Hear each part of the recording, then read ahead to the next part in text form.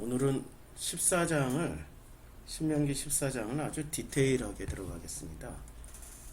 지난번 신명기 14장은 큰 틀에서 설명을 드렸고요.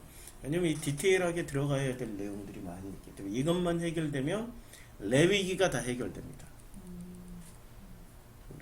그 성경에는 여러 가지의 그 설이 있는데요.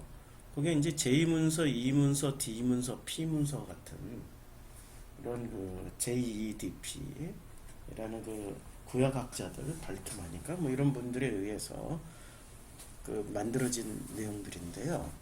그러니까 지금 이 신명기 14장 같은 경우는 바로 제사문서, 그 D문서에 속하는 거고요.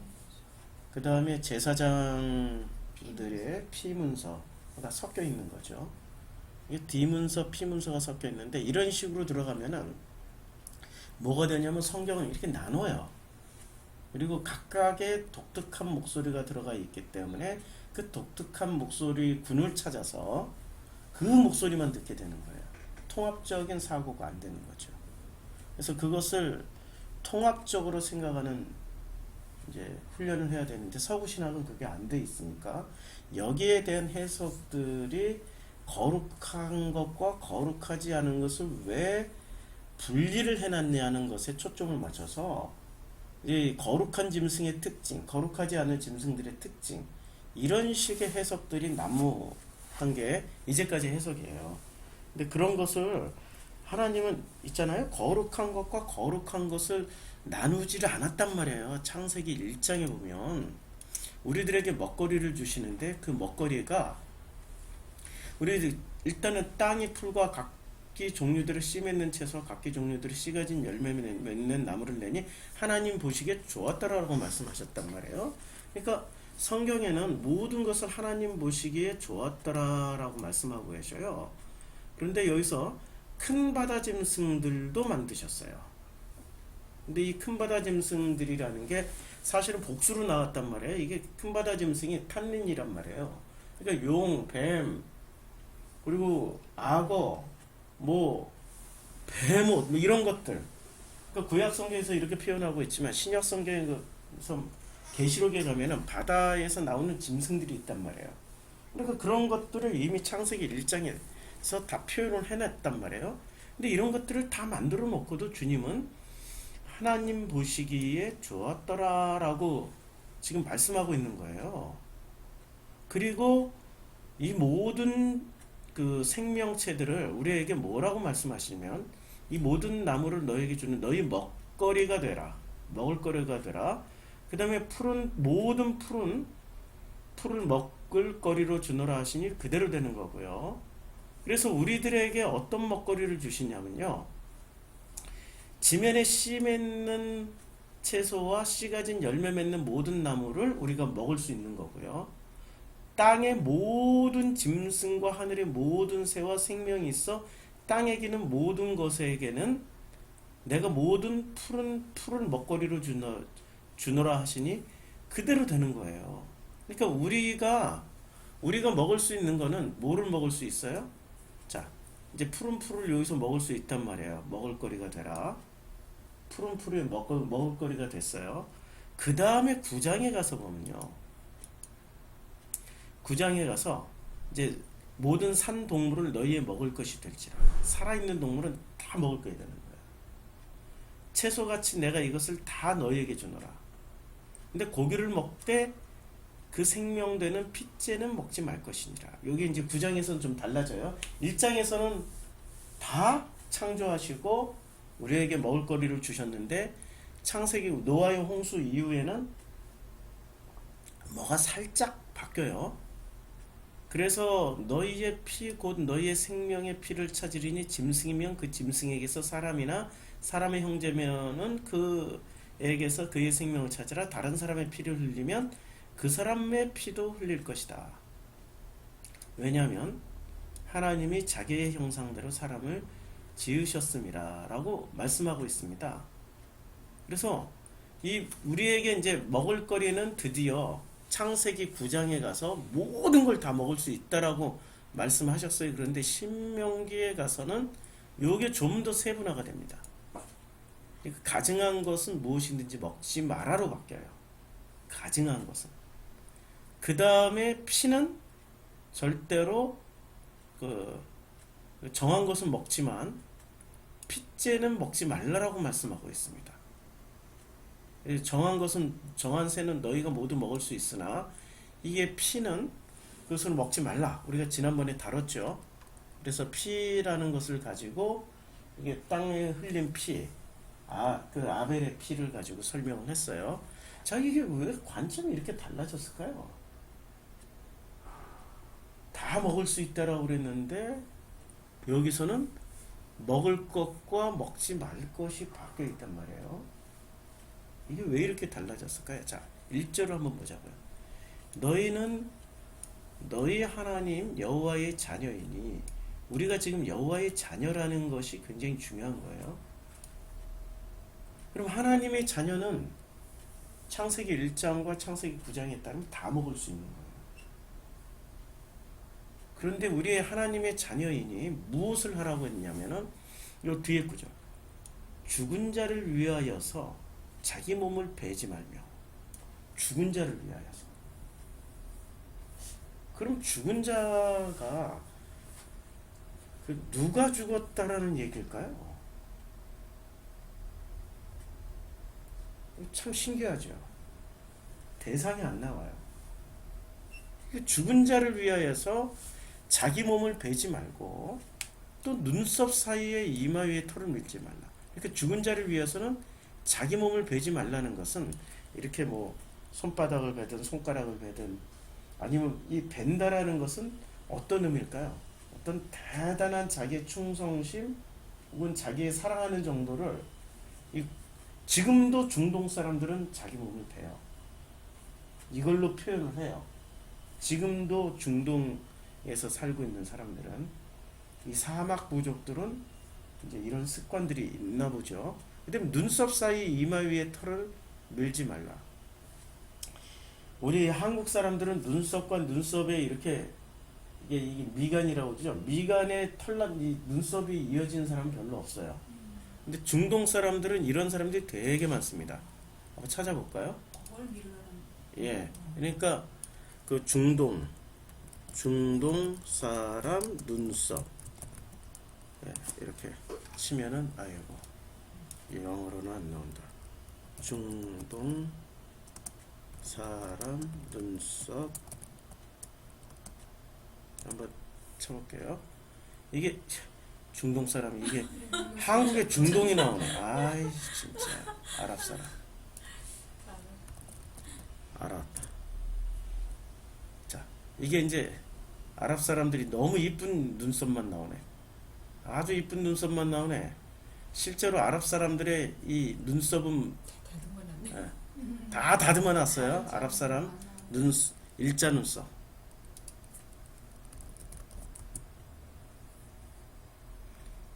이게 너무 미화시켜놨네. 세상에. 아랍 사람, 아랍 일자 눈썹.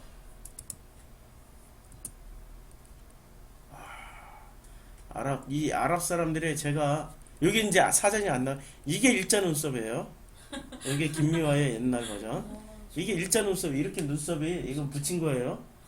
예. 근데 중동 사람들은 실제로 눈썹이, 이런 사람들이 되게 많아요. 털이 많아가지고, 털도 한국 사람하고 털의 종류가 달라요. 이 사람들은 털이 거의 철사 수준이에요. 철사. 이 눈썹도 일자로 되어 있는 사람들이 많아요. 그래서 아까는 뭐 깔끔해 보이잖아요. 여기가 다 밀었어요. 정리를 해서 깔끔해 보이는 거예요. 실제로는 거의 눈썹이 이렇게 생겼어요. 일자로 이렇게 생겼어요. 근데 이걸 다 정리를 해서 밀어버리는 거예요. 그러니까 자기 몸을 베지 말고 눈썹 사이 이마 위에 털을 밀지 말라. 그러니까 있는 그대로 놔두란 얘기예요. 죽은 자를 위하여서. 죽은 자를 위하여서는 꾸미지 말라는 얘기야. 꾸미지 말고 있는 그대로 살아. 그러면 죽은 자는, 성경에서 죽은 자는 최초로 죽은 자는 누가 죽었을까요? 아벨이 죽었죠. 그런데 아벨의 죽음은 비극일까요? 아니면은 정말 지금 맞아 죽었어요. 최초로 성경에서 좌우지간 최초로 죽은 사람은 아벨이고, 이 아벨은 가인에 의해서 맞아 죽었기 때문에 참 비극이지만, 그러나 성경에서 룰이 하나 깨졌습니다. 결코 죽지 아니하리라 했는데 죽었어요. 아니, 결코 안 죽는 게 좋은 건가요? 죽은 게 좋은 건가요? 결코 죽지 아니하리라는 무엇 때문에 결코 안 죽어요? 선악 지식을 먹었기 때문에 결코 안 죽는 거예요. 그거는 안 좋은 거예요. 죽어야 좋은 거예요. 그런데 지금 4장에서는 지금 누구 때문에 죽었어요? 가인이 아벨을 때려 죽인 거란 말이에요. 그러면 가인이 아벨을 왜 때려 죽였어요? 아니, 선악 지식을 가지고 있기 때문에 선악 지식이 발동해서 때려 죽인 거란 말이에요. 그러면은 때려 죽인 가인은 자기의 실체가 뭐라는 걸 알아야 되는 거죠. 자기 실체가 뭐예요? 선악 지식을 가지고 있는 존재라는 걸 깨닫게 되면은 가인은 건너갈 수 있게 되는 거예요. 하나님께로. 그런데 가인이 선악 지식을 가지고 있고 내가 선악 지식이었구나라는 것을 깨닫지 못하고 끝까지 자기 식대로 살아가면은 가인은 그게 저주가 되는 거죠. 그러면 가인은 회개했을까요? 자기가 선악 지식이라는 것을 알게 됐을까요? 아니, 모르는 거예요. 자기는 때려 죽였는데 자기는 안 죽으려고 그래요. 그래서 여호와께서 이제 자기는 무릇 나를 만나는 자마다 나를 죽이겠나이다. 그러면 자기가 선악 지식이라는 걸 알게 됐으니까 만나는 자마다 죽임을 당하는 게 가인은 복이란 말이에요. 이게 십자가에서 죽음이라고요. 그런데 여호와께서 어떻게 해줘요? 안 죽겠다고 하니까 여호와께서 그에게 이르시되 그렇지 아니하다. 가인을 죽이는 자는 벌을 7배나 받으리라 하시고 가인에게 표를 주세요. 그래서 그를 만나는 모든 사람에게서 죽임을 면하게 해줘요. 그러니까 자기가 선악지식은 선악지식이 때려 죽이는 거예요. 안 죽으려고 그러는 거예요. 그래서 에덴 동쪽 노 땅에서 거주하면서 성을 쌓고 이름을 에녹성이라고 지어요. 근데 에녹이라고 이름을 짓는 거예요. 에녹, 자기 아들의 이름은 에녹이에요. 그리고 5장에 가면은 이 에녹이란 이름이 큰 일을 하는 거죠. 자, 에녹이란 이름이 에녹을 낳은 후 야렛은 160세에 에녹을 낳았고요. 에녹은 낳은 후 800년을 지내면서 자녀들을 낳았는데 에녹은 65세에 무드셀라를 낳았고 무드셀라를 낳은 후 300년을 하나님과 동행하면서 자녀를 낳았어요. 그러니까 하나님과 동행을 했다라는 거예요. 그래서 에녹은 뭐 하는 사람이었어요? 하나님과 동행하는 사람이었어요. 그리고 에녹이 하나님과 동행하더니 하나님이 그를 데려가심으로 세상에 있지 아니하였더라. 이게 지금 에녹에 대한 이 설명이 이렇게 지금 나오고 있단 말이에요. 그럼 4장에 가면은 가인이 자기 아들의 이름을 에녹이라고 지었단 말이에요. 에녹. 그러면 에녹은 실제로 어떤 일을 했을까요? 에녹. 아니, 이름을 에녹이라고 지었단 말이에요. 그러면 에녹은 어떤 행동을 했을까요? 하나님과 동행하는 행동을 했겠죠. 아니, 지금 5장에 나온 에녹이 하나님과 동행하며 하나님과 함께 살았는데, 그런데 그게 두 가지가 있다는 거예요. 죽은 자의 동행, 죽은 자의 후손의 동행이냐, 산 자의 후손의 동행이냐. 죽은 자의 후손의 동행, 하나님과의 동행은 정말 그건 박수 쳐줄 만하고, 그래서 하나님이 이 땅에 이 세상에 있지 아니하였더라. 에녹을 데려가시니까. 그런데 4장에서 나오는 에녹은요, 겉으로는 하나님과 동행을 해요. 겉으로는 하나님과 동행을 하지만 실제 내용물은 하나님과 동행을 하지 않는 거죠. 그러니까 사랑의 교회 교회 헌당에 보면은 이렇게 나오는 거죠. 하나님과 동행하는 표시를 보여줘요. 이 수많은 사람들이, 엄청나게 많은 사람들이 하나님과 동행하는 것을 보여주는데, 하나님과 동행을 하는 걸 뭐로 보여줘요? 모든 것은 하나님이 하셨습니다 라고 하나님과 동행하는 모습을 보여주잖아요. 근데 이게 실제 동행인가요? 겉으로만 동행이지 속으로는 아니란 말이에요. 이게 창세기 4장에서의 에녹이란 이름에 담겨있는, 그래서 4장에서도 에녹이 나오고 5장에서도 에녹이 나오는 거예요. 이렇게 이름은 같은데 행위도 같아. 근데 뭐가 달라요? 여기는 산자의 후손으로 동행하는 거예요. 자, 그러니까 내가 나를 죽이겠나이다 했더니 죽임을 면하게 해주셔요. 그리고 바로 에녹을 낳고요. 이름을 하여 그 성을 쌓고 성의 이름을 에녹이라고 지었어요. 그러니까 지금 성이라는 게 뭐예요? 도시건설. 말 그대로 하면은 에녹이라는 도시를 지은 거고, 이것을 좀 더 의역을 하면은 대형 교회당을 지은 거야, 한마디로 말해서. 그래서 에녹성이다, 그럼 에녹교회다 이렇게 지어버린 거예요. 그리고 캐치프레이즈는 뭐라고 하냐면 모든 것은 하나님이 하셨습니다 하고 동행하는 것처럼 보이는 거죠.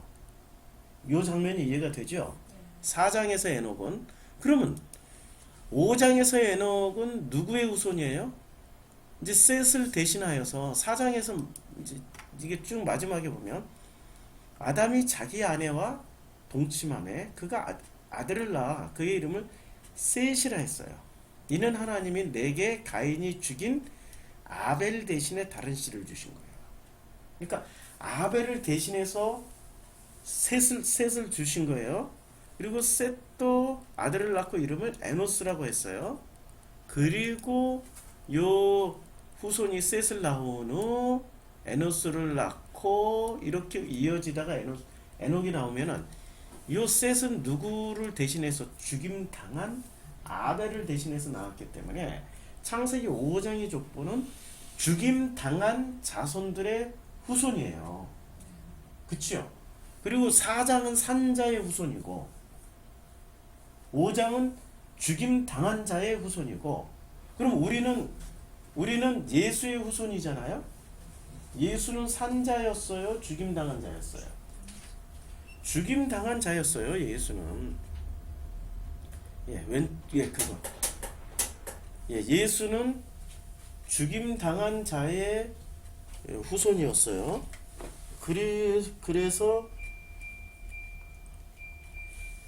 그래서 우리는 지금 4장의 에녹일까요? 5장의 에녹일까요? 5장의 하나님과 동행하는 에녹이에요. 뼛속까지. 그런데 4장도 동행은 해요. 그런데 모든 것은 하나님이 하셨습니다라고 하지만 실제로 그것은 가짜 동행이죠. 진짜 동행이 아니에요. 하나님과 동행하는 게. 자, 여기까지 하고 신명기 14장으로 다시 건너가자고요. 죽은 자를 위하여 자기 몸을 베지 말며 눈썹 사이에 이마 위에 털을 밀지 말라라는 것은, 자, 죽은 자를, 그러면 우리는 아벨을, 그 셋의 후손이 바로 아벨에게서 아벨의 정통성을 받았지만 아벨은 죽었기 때문에 후손을 못 냈죠. 그러니까 아벨을 대신해서 셋을 냈죠. 그 후손으로 나왔죠. 그러면 셋의 후손들은 자기네들이 누구를 위하여서 자기 눈썹을 베며 눈썹 사이 이마 위를 털을 밀었을까요? 실제로 내용은 죽은 자의 후손인데 죽은 자의 내용물은 죽은 자의 후손이에요. 근데 실제로 죽은 자가 있어요, 없어요? 이 후손들에게서는. 없어요. 이게 참 아이러니죠. 분명히 죽은 자의 후손이란 말이에요. 근데 셋이 아담 셋으로 이어지잖아요. 네. 5장에서의 족보는 네. 아벨이 빠졌죠. 네. 그런데 내용물은 죽은 자의 후손이에요. 네. 그쵸? 네. 이게 절대 안 죽어라고 뱀이 여자에게 말했어요. 그랬더니 가인은 절대 안 죽어. 그런데 아벨은 죽었어. 그 아벨의 정통성을 잇기 위해서 셋을 낳았어요. 그러면 죽은 자는 아벨이에요. 근데 정통성을 이제 아벨의 죽임 당한 것을 이제 죽었어요. 절대 안 죽었는데 죽임 당했어요. 죽었단 말이에요. 그러면 여기서 죽은 자는 죽은 자를 위하여서 이 죽은 자를 찾아야 돼요. 이 죽은 자가 누굴까요? 성경에서 죽은 자는 최초로 죽은 자 아니에요. 지금 죽은 자가 누군지도 모른다니까요. 갑자기 죽은 자를 위하여서 자기 몸을 베지 말며 아벨이죠. 그런데 아벨은 이미 창세기 5장 족보에 묻혀 있지만 그 족보를 이어주는 가장 중요한 신앙심이었는데도 불구하고 실제로 죽지는 않았어. 아니 셋의 족보니까 네. 이게 예수의 죽음과 부활이라고 생각하시면 좀 이해가 될 거예요. 예수가 죽고 보혜사 성령이 오셨어요. 근데 보혜사 성령은 누구 때문에 오신 거예요? 돌아가셨던 십자가에 달려 죽었던 예수 때문에 오신 거란 말이에요. 그러면 성령님은 나를 위해서 오셨지만 누구 때문에 왔어요? 죽임 당했던 예수 때문에 오신 거란 말이에요. 여기까지 이해가 되죠? 네. 그러면 우리는 예수를 위하여서 자기 몸을 베며 눈썹 사이에 이마에 털을 밀면서까지 예수를 기려야 되나요? 그런데 우리는 사순절만 되면 뭐를 해요? 금식하고 심지어는 뭐 필리핀이나 어떤 이 남미나 이런 데는 자기 십자가에 막 못 박혀버리고 별짓 다 한다고요. 그런 행위를 한다고요. 그거 하지 말란 얘기예요. 한마디로 말해서 이 손을 베고 자기 살을 벤다라는 건 강력한 결심의 표현이란 말이에요. 이 습관은 언제부터 있었다고요? 아니 지금 신명기 시대 때부터 있었기 때문에 지금 중동 사람들이 그 짓을 하고 있는 거죠. 그거 하지 말라고. 그거 하지 말라는 게 무슨 내용이에요? 이런 내용인 거죠. 모든 것은 하나님이 하셨습니다. 에녹 같은 짓 하지 말라고. 사장의 에녹 같은 짓이란 말이에요. 사장의 에녹 같은 짓 하지 말고 그냥 내용물로 동행을 해. 5장의 에녹처럼 동행을 하라고. 이해가 되죠? 네. 자, 그래서 2절에 그러니까 그런 사람들이 누구예요? 여호와의 자녀가 되는 거예요. 자녀는 죽은 자로 인해서 죽은 자를 기념하기 위해서 그냥 모든 것은 하나님이 하셨습니다 하는 것처럼 자기 살을 베고 자기 몸을 베고 자기 눈썹 위에 이마에 탁 밀면서 그렇게 보이는 행동을 하지 말라고요. 하나님의 자녀는 자, 그 다음에 2절 너는 내 하나님 여호와의 성민이라. 그치요? 이제 그렇게 하지 않으면은 죽은 자를 위하여 자기 몸을 베거나 눈썹 사이 이마에 털을 밀지 않게 되면 너는 내 하나님 여호와의 성민이 되는 거죠. 그래서 여호와께서 뭐라고 말씀하세요? 여호와께서 지상 만민 중에서 너를 택하여 자기 기업의 백성으로 삼으신 거예요. 자, 여기까지 1절과 2절까지 이제 이해가 됐죠? 그러면 이제 3절부터는 너는 가증한 것은 무엇이든지 먹지 말라가 이제 해석이 되어지는 거예요. 왜? 가증한 게 뭐예요? 하나님이 가증히 여기는 게 뭐예요? 자, 창세기 4장에 나오는 에녹과 창세기 5장의 에녹 중에 누가 가증해요? 예? 어느 에녹이 가증한 에녹이에요? 이름은 똑같아. 하는 행위도 같아. 근데 내용물이 달라. 여긴 산자의 후손인 에녹이고 5장은 죽임 당한 후손의 에녹이란 말이에요. 5장의 에녹과 4장의 에녹이 달라요. 자, 분명히 달라요. 그럼 신명기 14장에서 가증한 게 뭐예요? 에녹으로 창세기 4장과 창세기 5장의 에녹으로 치면 누가 가증해요? 4장의 에녹이 가증한 거죠. 그럼 가증한 것은 무엇이든지 먹지 말라. 그럼 가증한 건 뭐예요? 창세기 3장에서 가증한 건 뭐예요? 나무의 선악 지식이 가증한 게 아니고요. 선악 지식을 먹고 뭐를 한 게 가증한 거예요? 선악 지식을 먹고 아담을 부르셨어요. 그랬더니 내가 벗었으므로 두려워하여 숨었나이다. 여기서는 아담이 벗은 게 가증한 거예요? 두려워하여 숨은 게 가증한 거예요? 두려워하여 숨은 게 가증한 거죠. 그런데 우리는 무엇에 초점을 맞춰요? 벗었다는 것에 초점 맞춘다고요. 그게 가증한 거예요, 지금. 초점을 잘못 맞추고 있는 게 가증한 거라고요. 4장의 에녹과 5장의 에녹은 이름도 같고 하는 행위도 같았어. 그런데 뭐가 달랐던 거예요? 4장의 에녹은 산자의 후손이고 5장의 에녹은 죽임 당한 자의 후손이란 말이에요. 그러면 중요한 거는 눈에 보여지는 게 동행했고 그리고 하나님께 영광을 돌리는 행위 이전에 뭐가 중요한 거예요? 그러니까 벌거벗은 게 가증한 게 아니고요. 벗었다라는 게 하나님 보시기에는 뭐가 가증한 거예요? 하나님을 두려워하여 숨은 게 가증한 거예요. 그래서 하나님 뭐라고 말씀하시냐면은 누가 너의 벗었음을 내게 알렸느냐. 그러니까 원인이 뭐예요? 두려워서 숨은 게? 두려워서 숨었다라는 행위가 지금 가증한 거예요. 그런데 왜 숨게 만들었는지를 하나님 묻는 거잖아. 아니 2장에서는 벌거벗었어요. 보세요. 2장에서는 두 사람이 벌거벗었으나 부끄러워하지 아니에요. 근데 3장에 나오자마자 뭐가 문제가 되는 거예요? 예. 그러니까 벌거벗은 줄을 알고 눈이 밝아져서 벗은 줄을 알고 무화과 나무 잎을 엮고 치마로 삼았어요.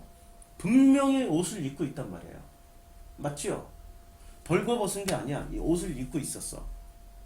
그런데 아담 스스로는 내가 벗었으므로가 원인이 되어서 행위로 두려워하여 숨게 되는 거예요. 그랬더니 분명히 입고 있어요. 아담은 벗은 게 아니에요. 입고 있는데도 벗었다라고 생각하는 거예요. 근데 행위로는 분명히 할 짓 다 했어요. 다 가릴 거 다 가리고 입고 있었어.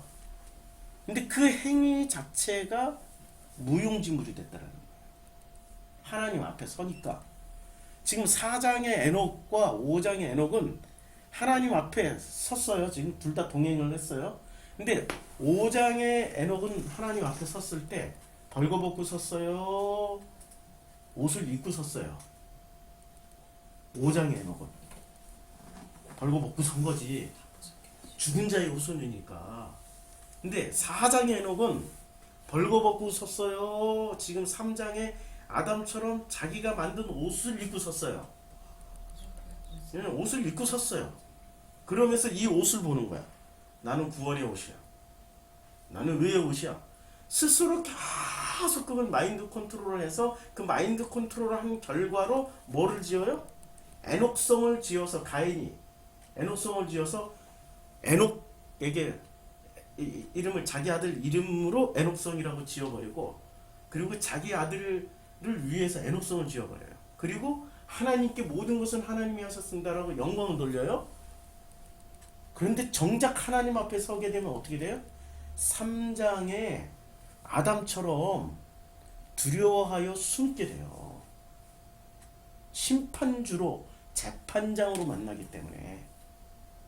근데 5장의 에녹은 심판주 심판하시는 하나님으로 만나는 게 아니라 하나님의 자녀로 만나는 거예요. 자녀로 만나는 거예요. 자, 다시. 이 장면이 굉장히 어려운 장면이기 때문에 이렇게 풀어갑니다. 그래서 여호와의 자녀 14장 1절에서 자녀라고 표현하고 한 번 더 확인해 주는 거예요. 너는 내 하나님 여호와의 성민이다 라고 한 번 더 확인해 주는 거예요. 그래서 지상 만민 중에서 너를 택하여. 지상 만민 중에서 누구를 택했어요? 지금 이스라엘 광야에서 훈련받았던 40년을 지내왔던 지금 훈련받은 이스라엘 백성을 선택한 거 아니에요. 그 사람들을 선택해서 뭐를 했어요? 죽은 자를 위하여서 특별한 기념하지 마. 이거란 말이에요. 자, 성경에 그러면 예수가 뭐라고 말을 해요? 예수가 죽은 자에 대해서 말씀하시는 장면이 있습니다. 사복음서 안에서 죽은 자는 죽은 자로 하여금 장사 지내게 하고, 그리고 나서 너는 나를 따르란 말이에요. 이게 어디로 갔냐? 어랍쇼 이게 사라졌다. 이게 사라졌는데 여기로 가지고 와서 이게 여기 지금 성경이 찾아놓은 게 사라졌어요. 어디서 찾아야 되는데 죽은 자로 하여금 죽은 자로 장사 지내게 하라. 몇 구절인지 찾아보세요. 36구절. 예, 36구절이 나오고, 이게 지금 성경을 제가 어제 띄워놓고 요걸 프로그램 하나를 안 지웠더니 분명히 이동 다 찾아놨는데 찾아놓은 걸 못 찾고 있는 거예요. 예, 이제 몇 장 몇 절로 마태복음에 나오는 버전으로 한번 찾아주세요. 마태복음 8장 22절. 자, 이제 8장 22절에 보면은 예수께서 이제 한 서기관이 나와요. 예수께 아뢰되 선생님이여 어디로 가시든지 저는 따르리이다. 예수께서 이르시되 여우도 굴이 있고 공중의 새도 거처가 있으되 인자는 머리 둘 것이 없다. 지금 서기관이 나와 예수께 이르되 선생님이 어디로 가시든지 저는 따르리이다. 서기관은 누구예요? 바리새 중에 바리새들이 서기관 되는 거예요. 그러니까 바리새들이 깨닫긴 깨달아요. 예수가 누군지를. 근데 예수께서 갑자기 이런 말씀하시는 거예요. 여우도 굴이 있고 공중의 새도 거처가 있으되 인자는 머리 둘 곳이 없다라는 말은 무슨 얘기예요? 이 말씀의 의도는 뭘까요? 여우도 굴이 있어. 밤중에 잠자러 가는 굴이 있어. 공중의 새도 거처가 있어서 안전하게 거기 거처할 수 있어. 그런데 인자는 머리 둘 곳이 없다라는 말은 편안하게 안전하게 쉴 곳이 없다라는 얘기예요. 그럼 구약 성경에서의 하나님은 편안하게 쉴 곳이 있었던가요? 예루살렘 성전에서 우리는 보통 그런 기대를 하잖아요. 아니 주님은 예루살렘 성전에 그 지성소 안에서 편하게 쉬신다고 생각하는데 그게 아니에요. 주님은 내내 그건 내 집이 아니야 라고 말씀하세요. 같은 맥락으로 이해하시면 돼요. 그럴 때 제자 중에서 또 한 사람이 이르되 주여 내가 먼저 가서 내 아버지를 장사하게 허락하옵소서라고 얘기를 해요. 내 아버지를 장사하게. 그러면 아버지는 죽었어요. 돌아가셨어요. 그때 예수께서 이르시되 죽은 자들이 그들의 죽은 자들을 장사하게 하고 너는 나를 따르라. 자, 그러면 죽은 자들이 그들의 죽은 자를 장사하게 하고 너는 나를 따르라고 말씀하셨을 때는 어떤 내용이에요? 죽은 자들이 지금 장사를 지낸다라는 것은 신명기 14장으로 다시 돌아와서 자, 죽은 자를 위해서 뭐를 하겠다는 거예요? 장사 지내겠다는 얘기를 여기는 이렇게 자기 몸을 베지 말며 자기 몸을 베고 눈썹 사이 이마에 털을 민다는 얘기예요. 죽은 자를 위해서. 그럼 그거 하지 말라는 거잖아 지금. 그거 하지 마. 왜 하지 말라고 그래요? 마태복음에서는 자, 마태복음의 8장에서 이 이야기는 무슨 얘기냐면은 그럼 죽은 자들이 그들의 죽은 자들을 장사하게 하고 너는 나를 따르라 라고 말씀하실 때는 이미 어떤 거예요? 지금 아벨이 창세기 5장의 족보에는 등장하지 않아요.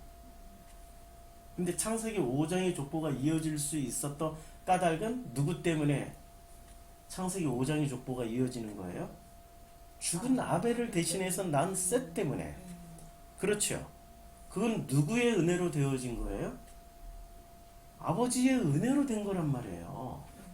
그리고 은혜 받은 자들이 자기의 은혜를 누리고 살아야 되는데 은혜를 누리지 않고 계속해서 죽은 자만 기념하고 죽은 자를 위하여서 계속 그런 행위를 한다면은 하나님이 기뻐하시겠어요? 자, 여호와 하나님은 산자의 하나님입니까? 죽은 자의 하나님입니까? 산자의 하나님이죠. 이럴 때 산자의 하나님은 창세기 4장의 산자의 후손 에녹을 얘기하는 걸까요? 창세기 5장의 에녹을 얘기하는 걸까요? 창세기 5장의 에녹의 이야기란 말이에요. 에녹의 후손의 하나님이 지금 산자의 하나님이에요. 그러면 살아 있어요, 죽어 있어요? 아니, 지금 에녹은 살아 있어요, 죽어 있어요? 살아있어요.